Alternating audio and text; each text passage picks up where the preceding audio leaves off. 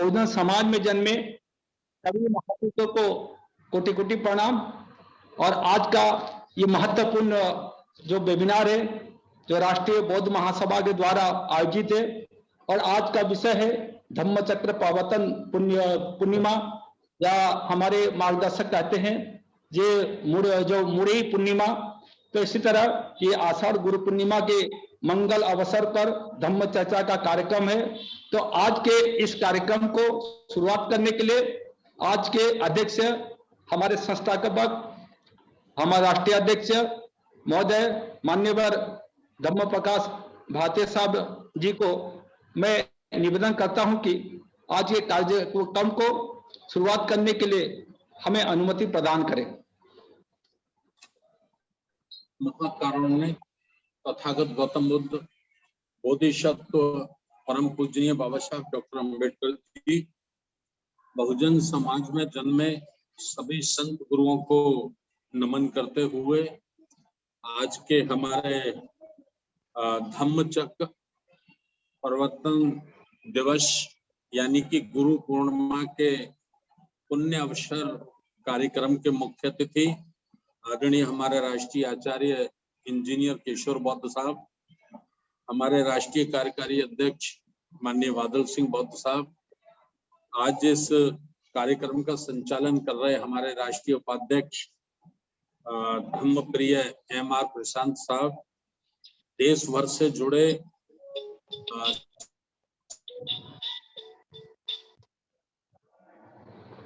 राष्ट्रीय कार्यकारिणी के सदस्य, राष्ट्रीय पदाधिकारी, प्रदेशों के संयोजक, सह संयोजक, प्रदेश कार्यकारिणी के सदस्यगण और सभी समर्थक साथियों को मेरा सादर नमो बुद्धाय जय भीम। साथियों, आज गुरु पूर्णिमा है और इस गुरु पूर्णिमा की प्रारंभ कहाँ से हुआ, इसका मकसद और उद्देश्य क्या था, कैसे हुआ, इसको कुछ वर्षों के बाद कुछ चंड चालाक लोगों ने इसका स्वरूप ही बदल दिया। इसके जो मुख्य उद्देश्य थे उनको पूर्णतः समाप्त कर दिया। तो राष्ट्रीय बौद्ध महासभा के माध्यम से जो प्रथम धम्मोपदेश सारनाथ में महाकारुणिक तथागत गौतम बुद्ध ने पंचवर्गीय भिक्षुओं को दिया था, ये वहां से उसकी शुरुआत हुई थी। तो उसकी चर्चा आज हम लोग आप लोगों के बीच में करेंगे। बड़ा प्रोग्राम, लंबा प्रोग्राम आज नहीं रखा है। मुख्य प्रबोधन हमारे राष्ट्रीय आचार्य आदरणीय इंजीनियर किशोर बौद्ध साहब का होगा और उसके बाद कुछ समय मेरा रहेगा। उसके बाद मुझे फिर एक फिजिकली प्रोग्राम लगा हुआ है कबीर आश्रम में, करीब 500 लोग वहाँ पढ़े लिखे रिटायर्ड कर्मचारी अधिकारी लोग हैं, तो वह भी आज का गुरु पूर्णिमा का उन्होंने प्रोग्राम रखा है और मेरे को उन्होंने उसमें चीफ गेस्ट के रूप में बुलाया है। 1 बजे से वो प्रोग्राम है, तो फिर हम लोग वहाँ के लिए निकलेंगे। मैं संचालक महोदय को निवेदन करता हूँ कि वो आज की कार्रवाई विधिवत रूप से प्रारंभ करें और सभी साथियों से भी, मैं जो साथी जुड़े हैं उनसे भी मैं निवेदन करना चाहता हूं कि हमारे राष्ट्रीय आचार्य आदरणीय इंजीनियर किशोर के उनके प्रबोधन को, उनकी बातों को आप लोग ध्यान पूर्वक सुने। और आज गुरु पूर्णिमा है, इसकी शुरुआत कैसे हुई, कहाँ से हुई और इसका मूल रूप क्या होना चाहिए भारत में, तो इस पर हम लोग चर्चा करेंगे। बहुत बहुत धन्यवाद माननीय संचालक जी। धम्म प्रिय M.R. प्रशांत, उड़ीसा से राष्ट्रीय उपाध्यक्ष राष्ट्रीय बौद्ध महासभा, आप विधिवत रूप से कार्रवाई संचालित करें। धन्यवाद। बहुत बहुत साधुवाद हमारे मार्गदर्शक संस्थापक अध्यक्ष साहब, आज हमें अनुमति दे दी है। हम इस कार्यक्रम को शुरुआत करने जा रहे हैं और शुरुआत करने से पहले तो एक लाइन से मैं बोलता हूँ, गौतम बुद्ध ने दिया मानव को अत्यधिक प्रभाव का उपदेश है, महाकारुणिक बुद्ध के धम्म में हिंसा का परहेज है। जब भी होती है दुनिया में कहीं भी भारत की चर्चाएं तो कहते हैं ये तो गौतम बुद्ध का देश है। तो आज बहुत महत्वपूर्ण जो कड़ी है और हमारे जो प्रमुख वक्ता है, तो मैं आज के प्रमुख वक्ता हमारी चर्चा में हमें मार्गदर्शन करने के लिए आज उपस्थित हमारे बीच उपस्थित है, बहुत अपेक्षित भी हैं और मैं उन्हें ससम्मान आमंत्रित करता हूं, वो हमारा अनुरोध स्वीकार करें और इस चर्चा का शुरुआत करें। माननीय हमारे राष्ट्रीय आचार्य मान्यवर इंजीनियर किशोर बोध साहब।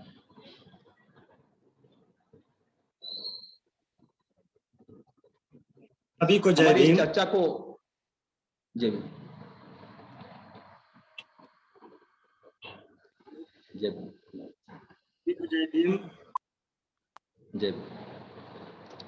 महाकारुणिक तथागत सम्यक संबुद्ध, इनको मैं वंदन करता हूँ, 3 बार वंदन करता हूँ।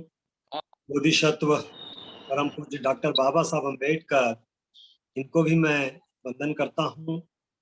हमारे सभी महापुरुषों को, संतों को, गुरुओं को, इनको भी मैं वंदन करता हूँ, अभिवादन करता हूँ।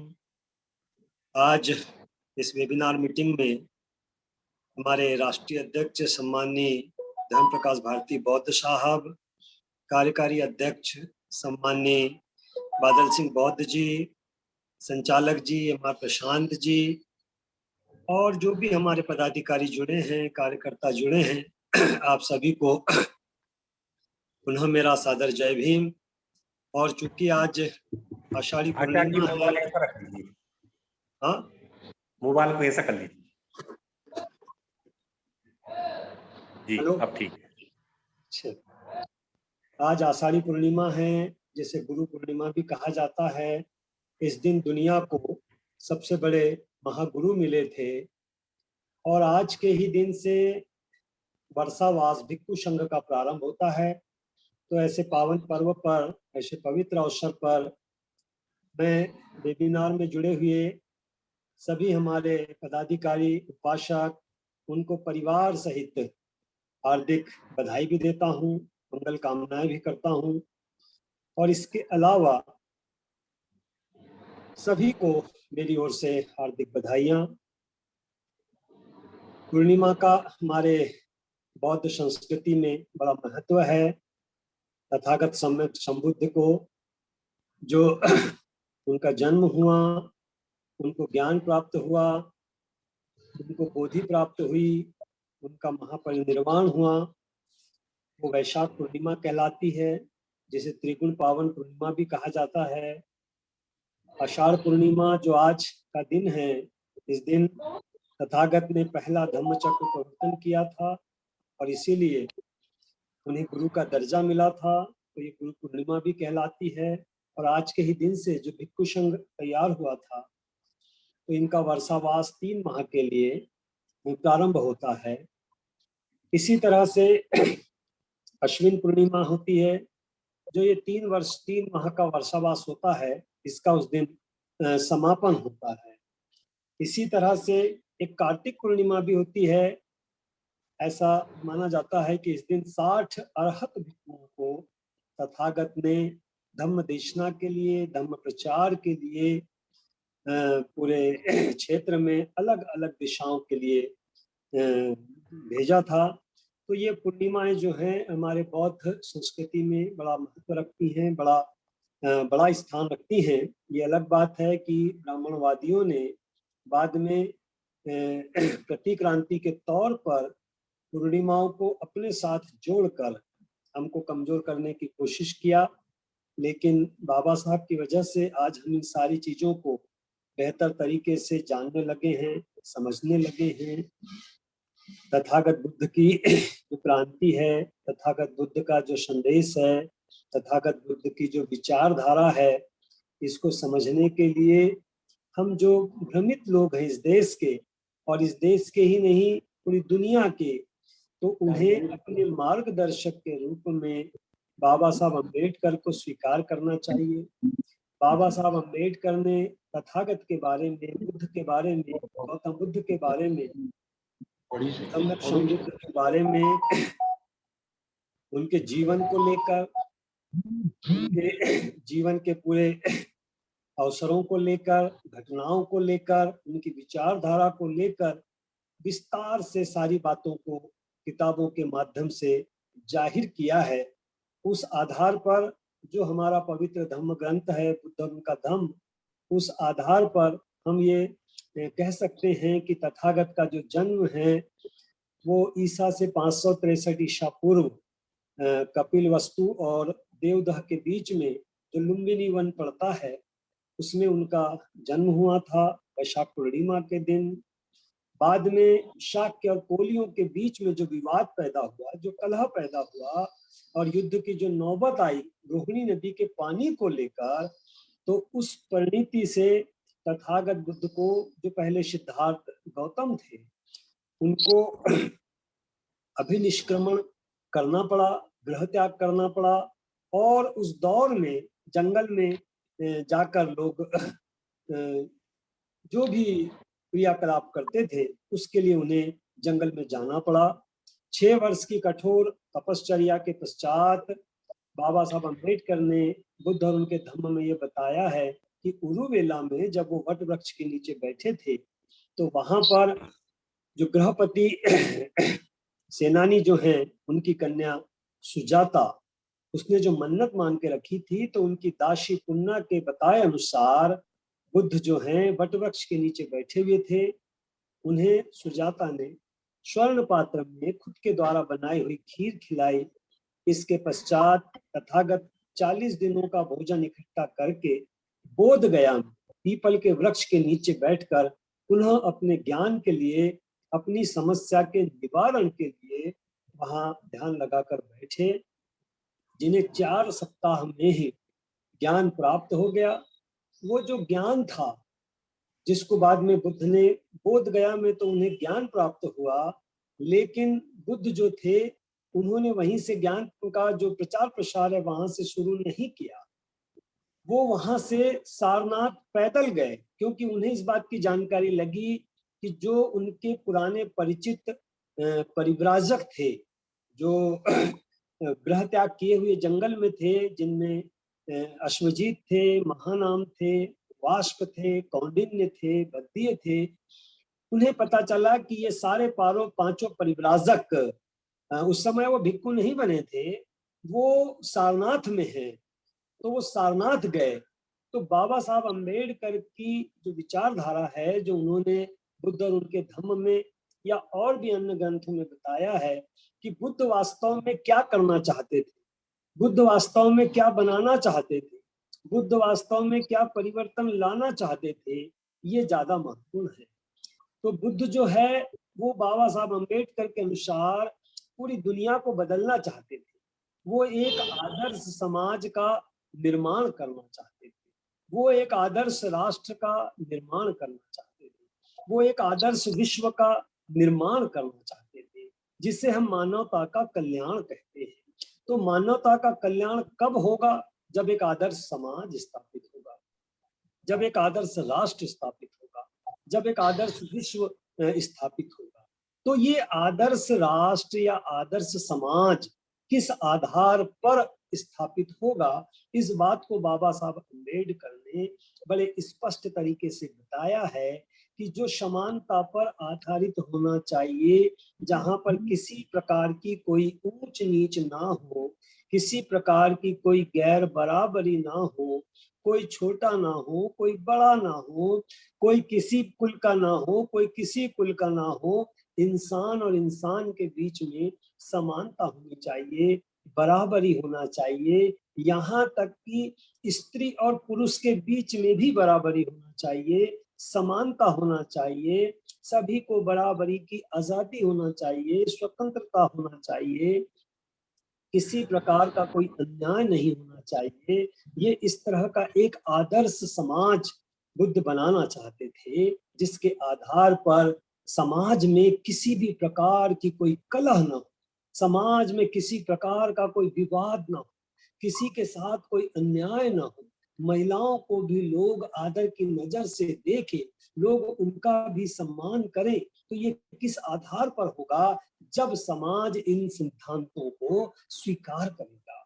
और इतना ही नहीं, समाज को चलाने वाला जो तत्व हो, समाज को निर्धारित करने वाला जो सिद्धांत हो, समाज जिसके आधार पर अपना एक आदर्श प्रस्तुत करे, तो उसे बाबा साहब अम्बेडकर ने बताया है कि वो नैतिकता हो। नैतिकता ही समाज को चलाने वाला सिद्धांत हो, जो उनके लिए सर्वोपरि हो, वो उनका आदर्श हो। नैतिकता ही सर्वश्रेष्ठ आदर्श हो, ये बाबा साहब अम्बेडकर ने बताया।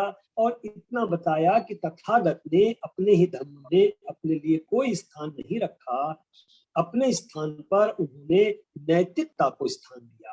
तो नैतिकता को क्यों स्थान दिया? क्योंकि वो एक आदर्श समाज की स्थापना करना चाहते थे, एक आदर्श राष्ट्र की स्थापना करना चाहते थे।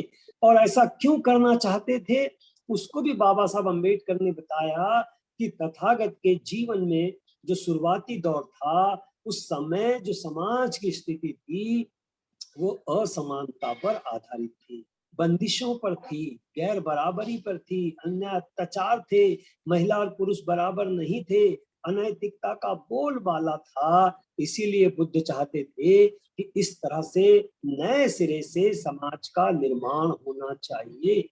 लेकिन तथागत ने ये देखा कि ये जब गृहस्थों को बताया जाएगा, जब समाज को ये बताया जाएगा, तो समाज इस पर विश्वास नहीं करेगा, समाज इसे कोरी कल्पना कहेगा, समाज कहेगा कि ये असंभव है, गृहस्थ कहेगा कि इसका पालन नहीं किया जा सकता, ना तो समानता स्थापित हो सकती है, ना अन्याय अत्याचार रुक सकते हैं, ना जाति पाति खत्म हो सकती है, ये बातें असंभव सी लगेगी। और जिसे हम नैतिकता कहते हैं, जिसमें पंचशील का पालन करना है, जिसमें अष्टांगिक मार्ग का पालन करना है, जिसमें 10 पारमिताओं का पालन करना है, तो ये तो कोरी कल्पना जैसे है। सबसे पहली बात तो समाज इसको समझ ही नहीं पाएगा, गृहस्थ इसे समझ ही नहीं पाएगा। और थोड़ा बहुत यदि समझ भी गया कि अष्टांगिक मार्ग क्या है, पारमिताएं क्या हैं, पंचशील क्या हैं, तो वो कहेगा कि ये स्वीकार करने योग्य नहीं है, इसे स्वीकार करना असंभव है, ये इसको मान नहीं सकते हैं, इसका पालन नहीं किया जा सकता है। तो ये बात बुद्ध को समझ में आई। तो इसीलिए बुद्ध ने पैदल यात्रा करके सारनाथ गए, ताकि उन्होंने ये पता चला कि उनके जो 5 परिव्राजक पूर्व परिचित जो थे, जिनसे उनकी पहली मुलाकात हुई थी, तो वो शायद मेरी बात को समझेंगे। और जो मैं समाज को बनाना चाहता हूँ, जो मैं राष्ट्र को बनाना चाहता हूँ, इस धरती पर मानवता स्थापित हो, तो उसके लिए ये शायद मेरे काम आ सकते हैं। इसीलिए तथागत पैदल चलकर सारनाथ की उस पवित्र भूमि पर गए, जिसे हम कहते हैं कि वहां पर तथागत ने पहला अपना धम्म चक्र प्रवर्तन किया, पहला अपना धम्मोपदेश दिया। सबसे पहले अपनी इस विचारधारा जो उनकी खोज थी, उसको उन्होंने वहां पर जाकर उन 5 परिव्राजकों को स्पष्ट किया। शुरू में तो वो स्वीकार नहीं करने वाले थे, लेकिन बाद में उन्होंने बुद्ध की उस बात को स्वीकार किया। तो तथागत के बारे में बाबा साहब अम्बेडकर ने ये बताया है कि धम्म चक्र प्रवर्तन ही नहीं किया, धम्म चक्र प्रवर्तन को कैसे समाज में स्थापित किया जा सके, पंचशील को कैसे स्थापित किया जा सके, अष्टांगिक मार्ग को समाज में कैसे स्थापित किया जा सके, 10 पारमिताओं को समाज में कैसे स्थापित किया जा सके, नैतिकता को समाज का अभिन्न अंग कैसे बनाया जा सके, समानता कैसे स्थापित की जा सके, बराबरी कैसी लाई जा सके, स्त्री और पुरुष के बीच में समानता कैसी लाई जा सके, एक आदर्श समाज कैसे बनाया जा सके। तो उसके लिए बुद्ध जो चाहते थे, जिसको बाबा साहब अम्बेडकर ने बताया कि समाज के सामने यदि आप आदर्श समाज बनाना चाहते हैं, एक अच्छा समाज बनाना चाहते हैं, तो उसके सामने उस समाज का आदर्श आपको खड़ा करना पड़ेगा। उस समाज के सामने एक ऐसे लोग स्थापित करना पड़ेगा जो नैतिकता का पालन करने वाले, जो पंचशील का पालन करने वाले हैं, जो अष्टांगिक मार्ग का पालन करने वाले हैं, जो पारमिताओं का पालन करने वाले हों, जो समानता का पालन करने वाले हों, जो बंधुत्व का पालन करने वाले हों, जो न्याय पर चलने वाले हों, ऐसे आदर्श को स्थापित करना, ये महत्वपूर्ण बात बाबा साहब अम्बेडकर ने बुद्ध और उनके धम्म के माध्यम से बताई कि अकेले उन्होंने उपदेश ही नहीं दिया, अकेले धम्म चक्र प्रवर्तन ही नहीं किया, अकेले धम्मोपदेश ही नहीं किया, क्योंकि यदि यही कार्य करना होता तो वो बोध गया से भी प्रारंभ कर सकते थे। लेकिन अभी हमारा सारा का सारा ध्यान जो जाता है वो गृहस्थों की ओर जाता है, और सारे लोग गृहस्थों को ही पंचशील और अष्टांगिक मार्ग और पारमिताएं सिखाने के लिए लगे हुए हैं। लेकिन बुद्ध के अनुसार हम देखें, बाबा साहब अम्बेडकर के अनुसार हम देखें, तो जो गृहस्थ है वो एकदम से स्वीकार कर नहीं सकता है। वो अपने सामने जो आदर्श होते हैं, जो रोल मॉडल्स होते हैं, उनका वो अनुसरण करता है, उनको वो धीरे धीरे फॉलो करता है। पूरी तरह तो नहीं कर पाएगा, लेकिन वैसा बनने की धीरे धीरे कोशिश करता है। इसीलिए बुद्ध ने आज के दिन 2500 साल पहले बोध गया में उन्हें ज्ञान की प्राप्ति हुई थी, लेकिन वहां से वो पैदल चलकर सारनाथ गए, और सारनाथ में जाके ये 5 परिव्राजक जो थे, जिनमें अश्वजीत थे, वाष्प थे, महानाम थे, भद्दी थे, कौंडिन्य थे, तो उनको पांचों को उन्होंने ये सारी कार्य योजना समझाई, जिसे हम धम्म चक्र प्रवर्तन कहते हैं। इस आषाढ़ पूर्णिमा के दिन ये सारी बातें उन्हें समझाई, और इसी दिन से भिक्खु संघ का प्रादुर्भाव हुआ। वो भिक्खु संघ वास्तव में क्या था?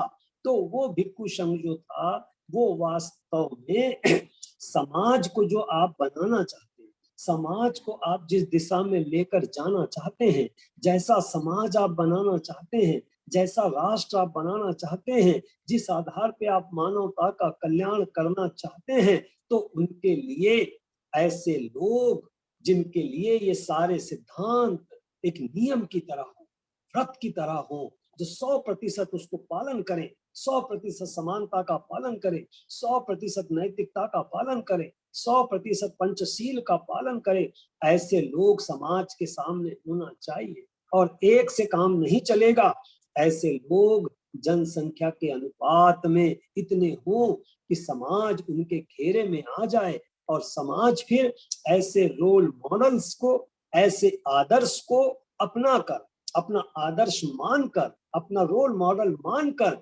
उनका वो अनुसरण करे। क्योंकि जनता जो होती है वो बहुत ज्यादा सिद्धांतों के पीछे नहीं भागती है, वो अपने आदर्श के पीछे भागती है, अपने रोल मॉडल्स के पीछे भागती है। तो बड़े से बड़ा सिद्धांत भी फिर जनता को सरल लगने लगता है। ये होता है कि जब ये कर सकते हैं तो हमें भी थोड़ा करना चाहिए, हमें भी थोड़ा करना चाहिए। ये भावनाएं उनके मन में पनपने लगती है। मन जो होता है उसमें बड़े बदलाव आने लगते हैं। उनको लगता है कि हाँ ऐसा किया जा सकता है, हाँ ऐसा किया जा सकता है। तो ये जो दिन है आज आषाढ़ पूर्णिमा का जो दिन है, ये साधारण दिन नहीं है। अकेले धम्म चक्र प्रवर्तन ही नहीं किया था, अकेले तथागत ने धम्मोपदेश ही नहीं किया था, अकेले तथागत ने अपनी विचारधारा के लिए ही जाकर उनको कल सुनाया नहीं था, बल्कि समाज के आदर्श बनाने के लिए उन 5 परिव्राजकों को भिक्खु संघ में शामिल करके, इस दिन से भिक्खु संघ का प्रादुर्भाव करके, इस दिन भिक्खु संघ बनाकर फिर बाद में उन्होंने, जिसे हम बड़े पैमाने पर देखते हैं कि भिक्खु संघ ऐसा बना कि समाज धीरे धीरे धीरे धीरे उनको फॉलो करने लगा, उनका अनुसरण करने लगा। और इतना अनुसरण किया गया कि बाबा साहब अम्बेडकर ने लिखा है कि वो अकेले धार्मिक क्रांति नहीं थी। बुद्ध ने जो ये भिक्खु संघ बनाया और इसके प्रभाव में जब समाज आया, तो समाज में सामाजिक परिवर्तन हुआ, राजनीतिक परिवर्तन हुआ, आर्थिक परिवर्तन हुआ, सभी प्रकार के परिवर्तन इन रोल मॉडल्स के माध्यम से, एक आदर्श के माध्यम से संभव हुआ। तो इसीलिए साथियों, बाबा साहब अम्बेडकर को बुद्ध धम्म के मामले में हमको भी स्वीकार करना चाहिए, गृहस्थों को भी स्वीकार करना चाहिए, हमारे देश के जो बौद्ध हैं उनको स्वीकार करना चाहिए, और यहाँ तक कि दुनिया के भी बौद्धों ने बाबा साहब अम्बेडकर ने क्या बताया, किस तरह के ग्रंथों की रचना की, इस बात को स्वीकार करना चाहिए। और जो आज ही के दिन से जो भिक्षु संघ का प्रादुर्भाव हुआ, तो परम आदरणीय भिक्षु संघ ने भी बाबा साहब अम्बेडकर को अपना गुरु मानकर, अपना आदर्श मानकर उन्हें भी स्वीकार करना चाहिए। और इसकी कार्य योजना इस तरह से बनना चाहिए जैसा कि राष्ट्रीय बौद्ध महासभा ने अभी ऐसी कार्य योजना तैयार किया है, जिसके पीछे वो लगी हुई है राष्ट्रीय बौद्ध महासभा की। जो समाज का युवा है, समाज का युवा इस ओर आकर्षित होना चाहिए। अभी हमारे समाज का जो युवा है वो रोजी रोटी के पीछे लालायित है, रोजी रोटी के पीछे भाग रहा है, पैसों के पीछे भाग रहा है। तो उसको, उसके सामने बौद्ध धर्म की कार्य योजना हमारे परम आदरणीय भिक्षु संघ ने भी ऐसी बनानी चाहिए, और हम लोगों ने भी अभी ऐसी बनाना चाहिए कि समाज का युवा इस कार्य को भी महान समझे। नौकरियों से भी, नौकरी यदि उनके लिए बेहतर है, तो कुछ युवाओं को ये लगना चाहिए कि बौद्ध धर्म का काम करना, बाबा साहब अम्बेडकर की विचारधारा का काम करना, ये भी एक महान काम है। तो ये इस तरह का आज बहुत जरूरी है, क्योंकि जो लोग भ्रमित हैं उनके लिए अच्छे लोगों का सामने आना, पढ़े लिखे लोगों का सामने आना, और खासकर ऐसे युवाओं का सामने आना चाहिए जो समाज को सही दिशा दे सकते हैं। तो उसके लिए राष्ट्रीय बौद्ध महासभा ने एक नई कार्य योजना बनाई है, जिसमें कैडर कैंप्स भी चलते हैं, प्रशिक्षण शिविर भी चलते हैं, ताकि हम किस तरह की विचारधारा को अपनाएं, किस तरह की विचारधारा को समाज में लेकर जाएं, युवाओं को किस तरह से आकर्षित करें। इस तरह की कार्य योजना आज राष्ट्रीय बौद्ध महासभा अपने स्तर से प्रयास कर रही है।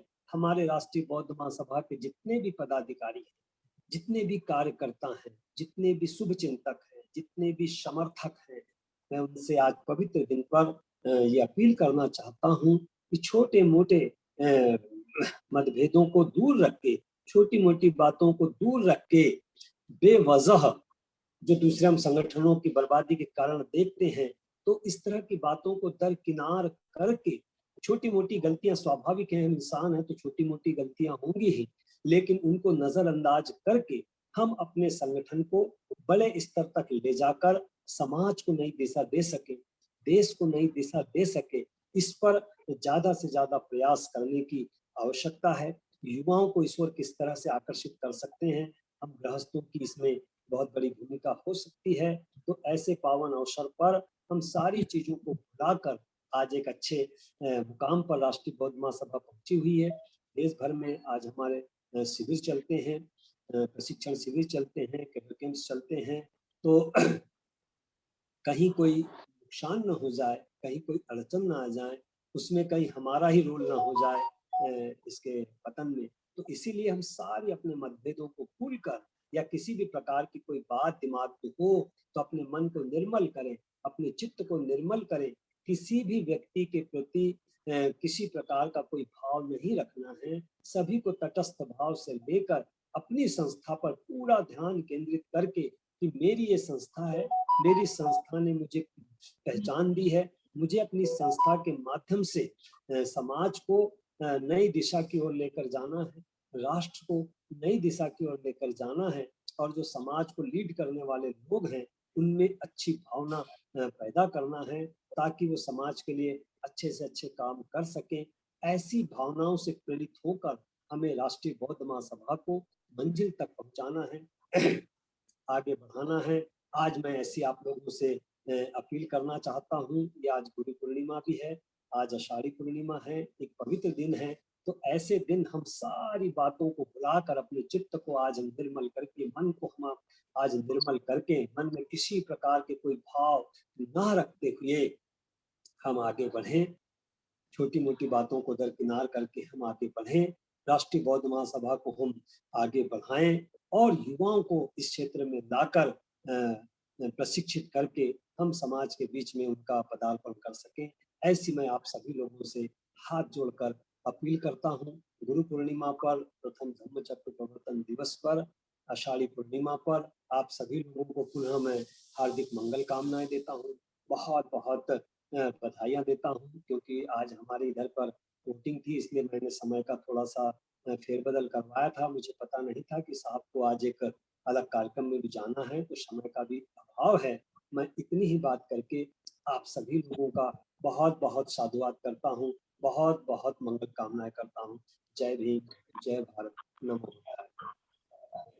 बहुत बहुत साधुवाद हमारे राष्ट्रीय आचार्य माननीय इंजीनियर किशोर बोस साहब। इन्होंने आज के महत्व को, आषाढ़ पूर्णिमा का महत्व को विस्तृत हमें समझाए हैं। और ये इसका महत्व बहुत, जैसे हम पंचशील का पालन करें, और पंचशील मतलब होता है कि एक गुरु का हम पालन करें। जैसे जो पंचशील का पालन करता है वो अष्टशील का पालन करने वाला का सम्मान करता है, गुरु मानता है। और अष्टशील का पालन करने वाला वो 10शील का पालन करने वाला को गुरु मानता है। और 10शील का पालन करने वाला और 227 जो नियम को मानने वाला उसको ये गुरु मानता है। जैसे हम बोलते हैं एच बुद्धा अतीता च एच बुद्धा अनागता पचुपन्ना च बुद्धा अहम वंदामि सर्वदा। हम सभी गुरु का सम्मान करते हैं। इतिपि सो भगवा अरहम सम्मा संबुद्ध विद्याचरण संपन्ना सुगतो लकोविदु अनुत्तर पुरुष धम्म सारथि सप्तादेव मनुष्यान बुद्ध भगवाति। माने यानी ये सभी मनुष्य का, यानी सभी देवों का, देव का मतलब ये नहीं कोई देव जो है, देव का मतलब सर्वश्रेष्ठ पुरुषों का सम्मान करना। तो इसी तरह हमारे जो आचार्य साहब, इन्होंने हमें विस्तृत से समझाए। और हमारे बीच में हमारे कुशल मार्गदर्शक साहब, हमारे जो राष्ट्रीय अध्यक्ष संस्थापक अध्यक्ष, तो वो भी हमें कुछ इस दिन का महत्व के बारे में समझाए। मैं उनसे विनीत अनुरोध करता हूं वो आकर हमें मार्गदर्शन करें।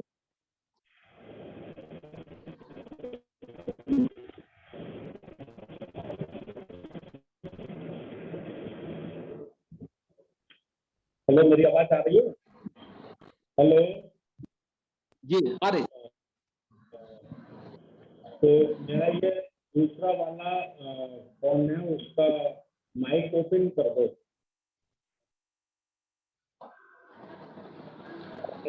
कर रहे हैं ओके, बहुत जी साथी वाले ऑपरेट कर रहे हैं। मेरा जो दूसरा माइक है दूसरे फोन का, उसको शायद नाम नहीं लिखा होगा मेरा। एक मिनट मैं भी बताता हूँ।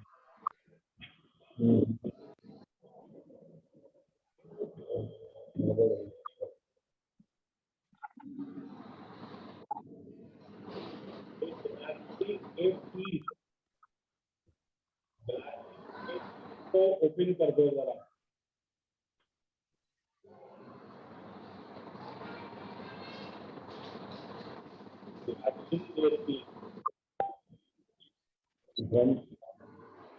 अब मैंने उस पर नाम लिख दिया, नाम लिख के आ रहा होगा।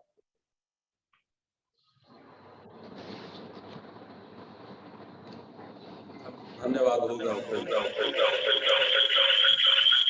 हेलो हेलो हेलो, आवाज आ रही है मेरी?